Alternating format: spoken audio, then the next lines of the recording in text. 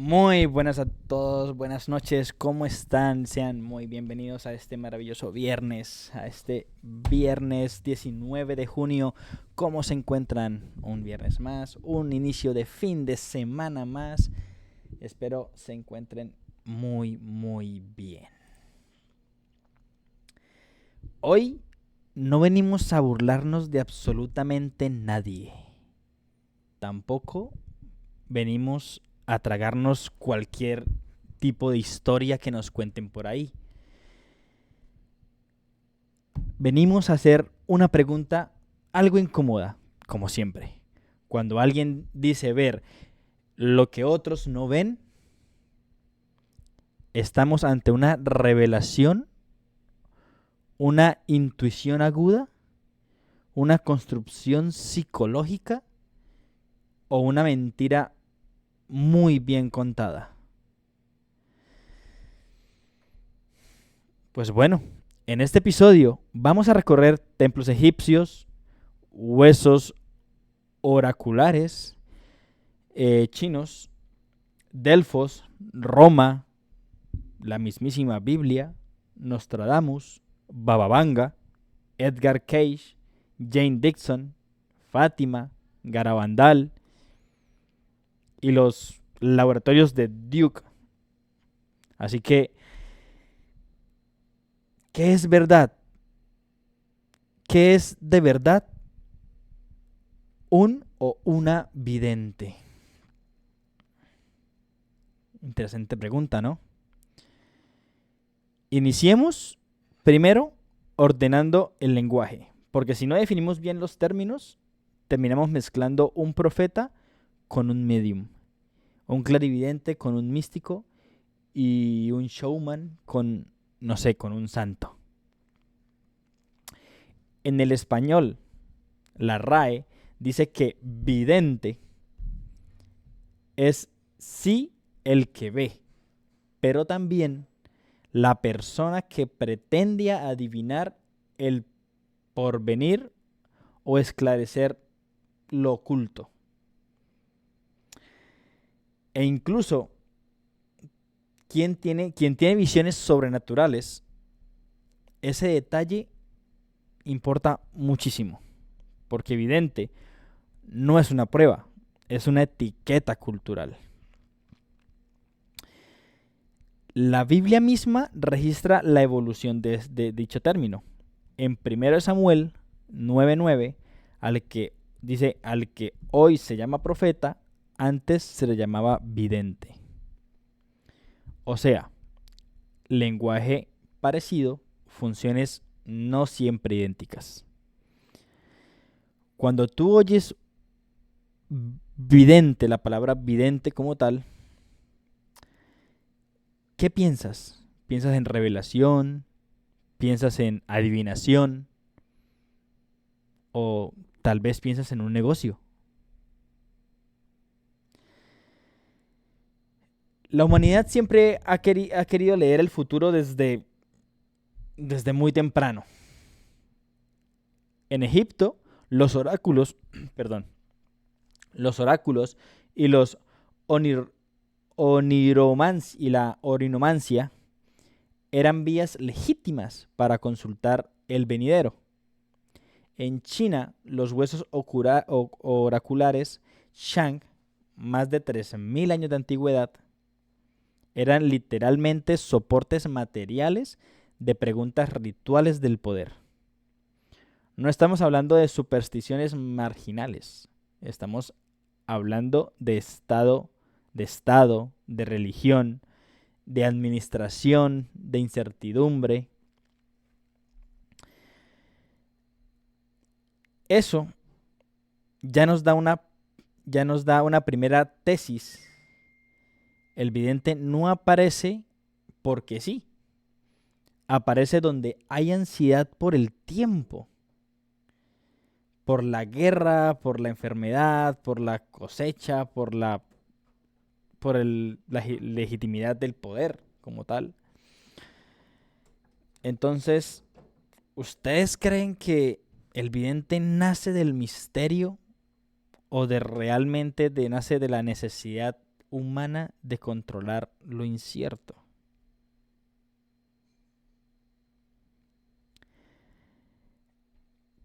Por ejemplo, en Grecia sucede algo muy decisivo. Y es que la adivinación se vuelve institución del prestigio panhelítico. En Delfos no era un rinconcito esotérico, era geopolítica. Una consulta estatal, autoridad espiritual, diplomacia. Heródoto cuenta que Creso, que era el rey de Lidia, quiso probar a los oráculos mandando a preguntar qué estaba haciendo él exactamente un día en concreto. Y la Pitia respondió con una descripción extraordinariamente precisa. El número de granos de arena conozco, entiendo al mudo, y me llega el olor de una tortuga. Pues el creyente, esto prueba una visión sobrenatural. Para el historiador, muestra cómo se construye la autoridad del santuario. Pero en Delfos también nos da la gran lección sobre la ambigüedad profética. Creso pregunta si debe marchar contra Persia. La respuesta, si lo hace, destruirá un gran imperio. Spoiler histórico, el imperio se cae en el suyo. A lo que la cita real como tal fue como: si marcha contra los persas, destruirá un gran imperio. Eso fue lo que le dijeron a Creso. Entonces, ¿ven el truco hermenéutico? O sea, no hace falta que el oráculo falle para que el sistema siga funcionando. Basta con que el mensaje sea lo bastante elástico para sobrevivir al hecho. Entonces, ¿cuántas profecías modernas funcionan de esta forma? Nada precisas, sin adaptables después del acontecimiento. Entonces, por ejemplo, Roma heredó y politizó la lógica. La auguria no era solo adivinar el futuro, era detectar si los dioses aprobaban una acción pública. Británica lo resume de esa forma. La función constitucional de los augures no era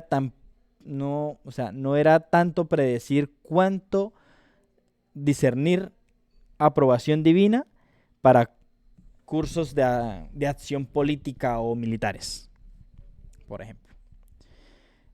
Cicerón, en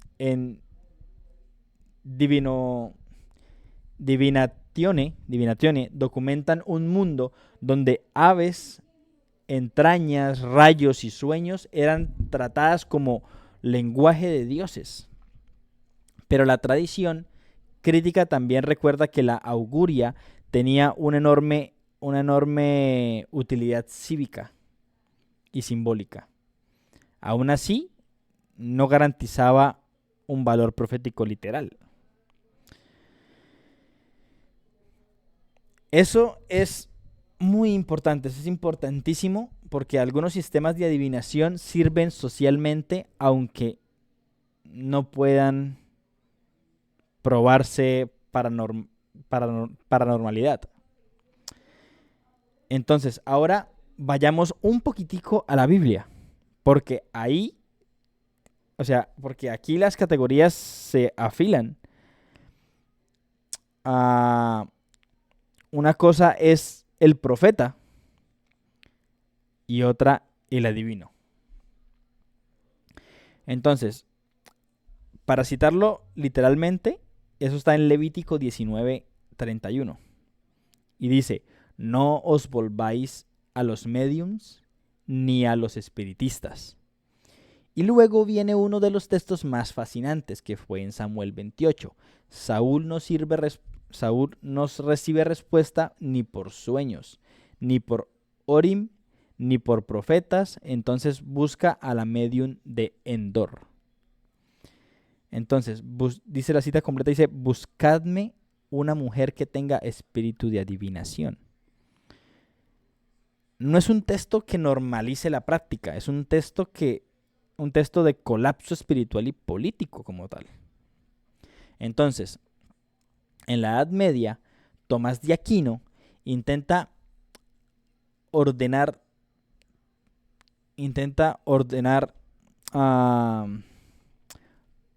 todo esto con precisión muy milimétrica.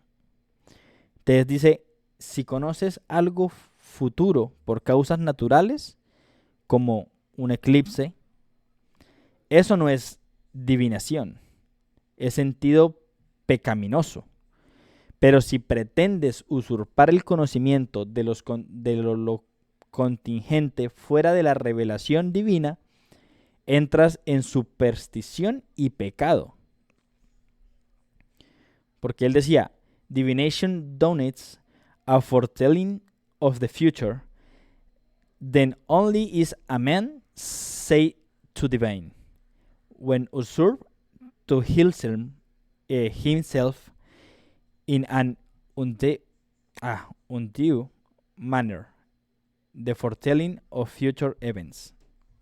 Algo así como la adivinación denota la predicción del futuro. Solo se dice que un hombre adivina cuando se arroja, más o menos, de una manera indebida la predicción de acontecimientos futuros. Pero la traducción a hoy en día sería como, no toda predicción es ocultismo, pero no toda intuición merece aura sagrada. Y entonces entramos al caso de Nostradamus, muy conocido. Aquí ya no tenemos santuario, sino imprenta. Los profetis aparecen en 1555. Y la BNF conserva las adiciones históricas. Nostradamus existe, escribió, publicó, dejó texto. No es un mito de tradición oral. Pero la erudición moderna insiste que su estilo está lleno de alusiones, mezcla lingüística y referencias contemporáneas opacas por lectores posteriores. Eso permite que generaciones enteras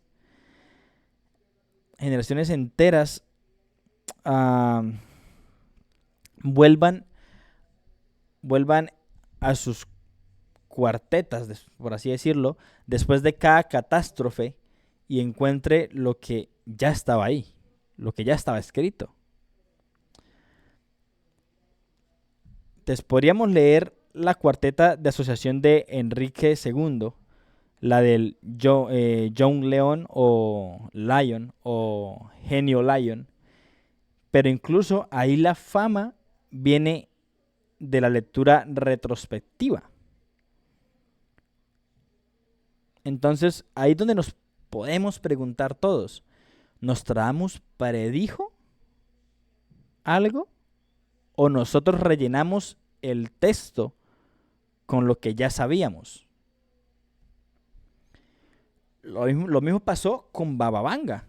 Aparece Baba Vanga, cambia totalmente todo el escenario y ya no es solo un texto antiguo. Es cultura de masas, Guerra Fría, memoria popular, televisión y después algoritmos. Entonces la investigación de Cambridge sobre Baba Vanga es brutalmente útil porque cambia la pregunta. No se obsesiona con ¿podía o no podía?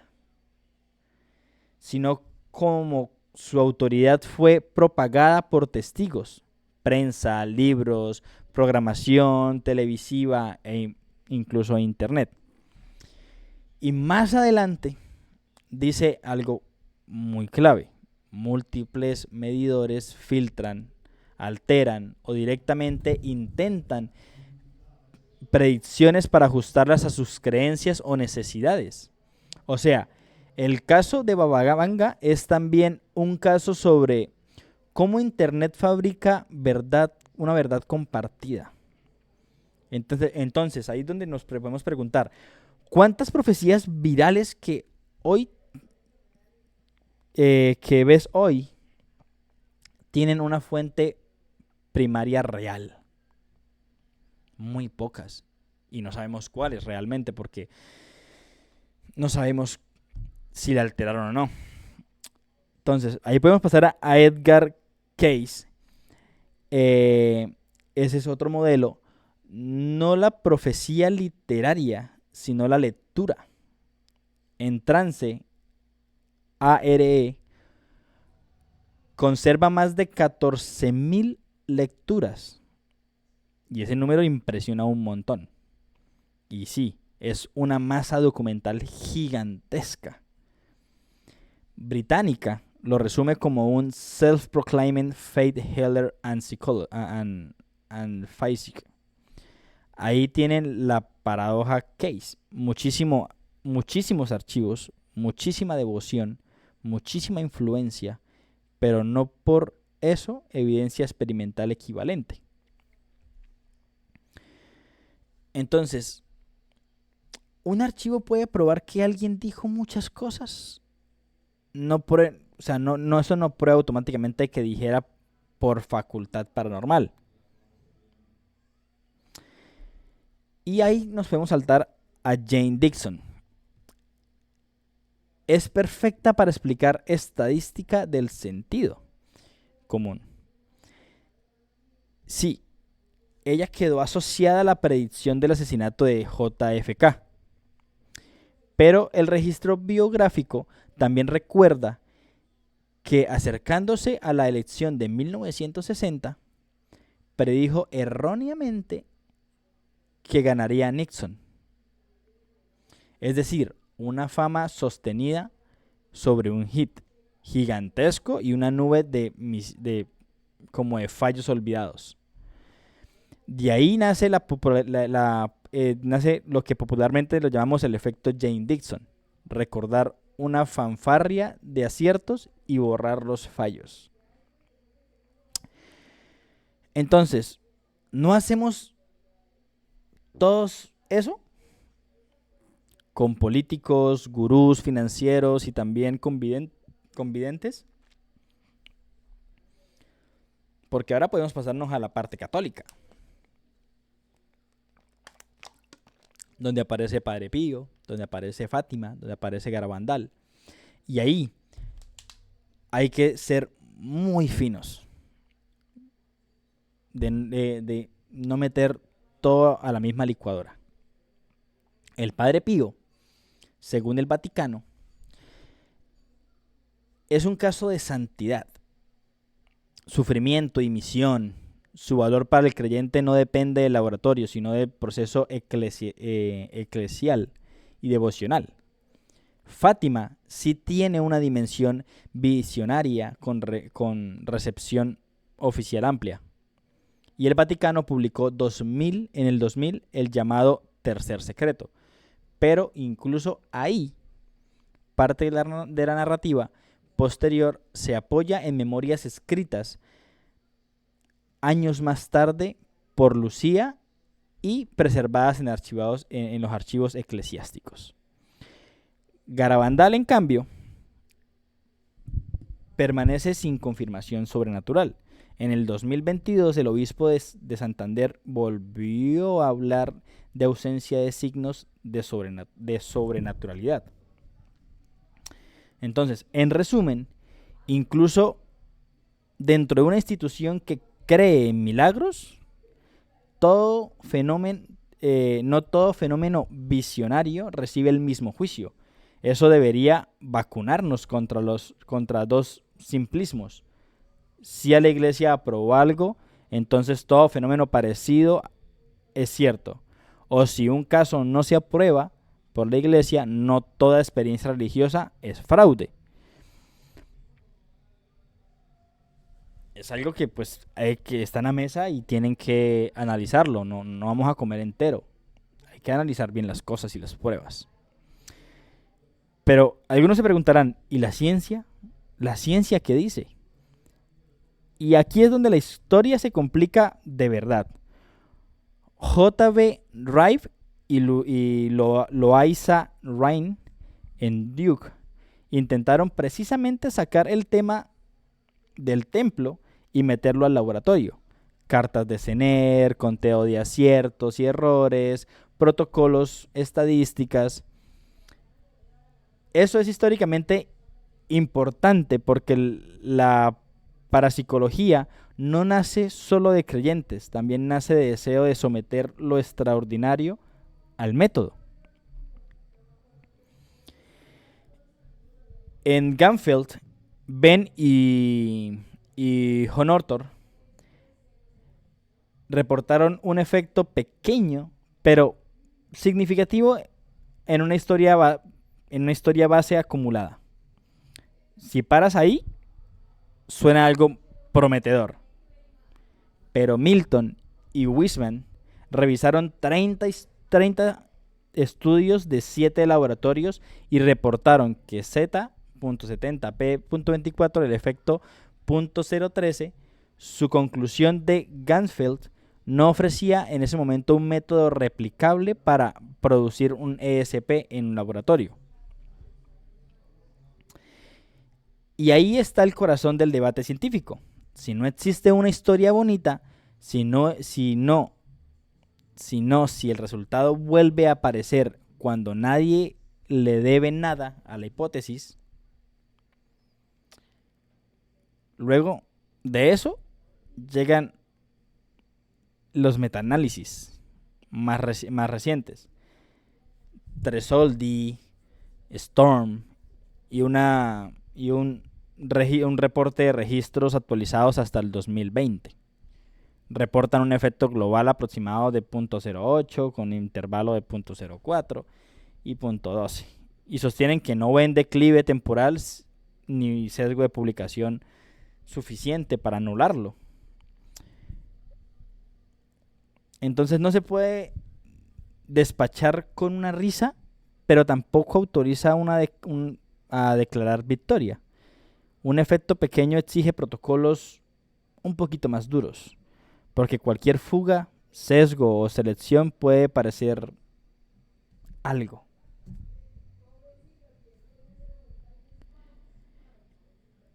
Y justo por eso es la discusión. Se cruza con la crisis de replicación más amplia de la psicología. Daryl Ben, con sus experimentos sobre precognición en el 2011, se volvió un símbolo de ese momento. Su artículo reportó nuevos experimentos en un tamaño de efecto medio. La tormenta metodológica que siguió ayudó a toda la disciplina que hablara más del preregistro, análisis cerrados y replicación replicación independiente. Entonces, si una anomalía existe, ¿por qué aparece tan poquito y desaparece justo cuando el protocolo se endurece? Entonces, podemos pasar un momento al bloque psicológico. Gracias por esos likes en TikTok. Porque para mí es como el más subestimado por el público. Sesgo de confirmación. ¿Recuerdas que lo que encaja contigo? Sesgo retrospectivo. Después del hecho, juras que ya era obvio. El efecto Forer es una descripción vaga de que te parece íntimamente personal. la lectura en frío, el supuesto vidente dispara frases generales, observa tus reacciones y ahí afina en tiempo real. Y encima está la memoria, Elizabeth Loftus, y la literatura contemporánea sobre falsas memorias nos recuerda que uno puede recordar algo con mucha seguridad y mucha emoción y aún así recordarlo mal. Entonces, esto explica por qué tanta gente sale de una sesión diciendo, me dijo exactamente lo de mi abuelo. Cuando revisas la grabación, lo exacto lo añadió el consultante. Lo llenó, lo completó, lo interpretó. No hace falta que el vidente sea un genio maligno. A veces basta con un poquito de cooperación emocional, lenguaje ambiguo, una memoria reconstructiva, para que se llenen los vacíos. Entonces, ¿qué contaría como prueba real? No una anécdota, no una predicción sin fecha descubierta después, no una libreta editada por seguidores. Haría falta un preregistro público, doble ciego, aleatoriación, ausencia de fuga sensorial, umbrales estadísticos duros, laboratorios independientes y replicación de multisitios. Y si alguien supera todo eso, entonces la conversación cambia de nivel. Porque también hay que hablar de la ética. Porque todo eso no solo es una discusión nerd. Cuando alguien en duelo, con cáncer, con ansiedad o con miedo político, pone su vida en manos de una supuesta visión, el costo que puede ser bastante devastador. Abandono de tratamientos, decisiones familiares, gastos económicos, dependencia emocional y en escala colectiva, manipulación religiosa o geopolítica incluso. Entonces, deberíamos regular económicamente la actividad de los videntes cuando se vende como certeza sobre salud, muerte o destino. Porque es algo muy, muy inquietante y también muy delicado.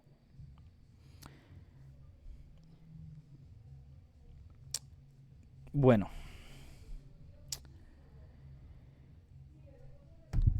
yo quiero cerrar el bloque de hoy de esto que les traje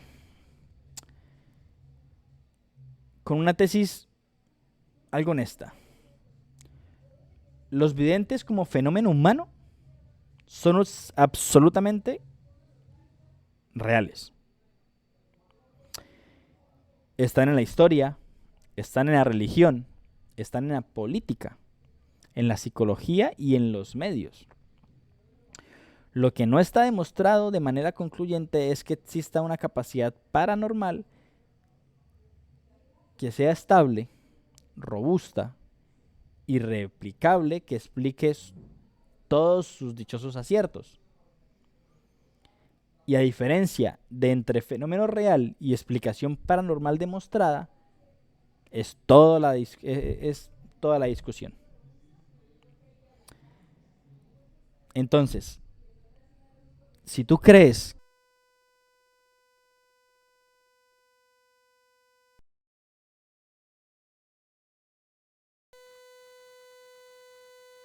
que es intensa, pero sí nos obliga a todos a subir el estándar. Menos asombro fácil, más precisión, perdón, menos mito viral, más fuente primaria, investigar, no comer entero, menos me dijeron, más ¿cómo lo sabemos? Y si algunos de ustedes quieren ir a una vidente a que les lean el futuro, le lean las cartas, no den información. Simplemente dejen que haga su trabajo. Porque si ustedes dan la información, ellos se pegan de ahí y cogen ese hilo y empieza todo a cazarles porque ustedes mismos rellenan los espacios vacíos. Entonces, si quieren comprobar que algo realmente que un vidente es real, vayan. Yo no digo que no vayan, experimentenlo. Pero no den información. No digan nada. Simplemente escuchen. A ver qué les tiene por decir. Y si les da datos concretos, como nombres o fechas o horas, no sé, o lugares exactos, nombres de personas, nombres de amigos, nombres de familiares, bueno, guarde el contacto porque sería uno de los reales y de los buenos. Entonces, no siendo más, déjanos en comentarios si hay algún caso de un vidente que parezca realmente difícil de explicar. Y si quieres una segunda parte, lo hacemos con expedientes concretos y predicciones documentadas, etcétera. Este video va a ser subido en YouTube. Y cuando estén en YouTube, pues no olviden dar like, dar un comentario y compartirlo, que nos ayuda a llegar a más gente. Así que, no siendo más, los dejo por ahora.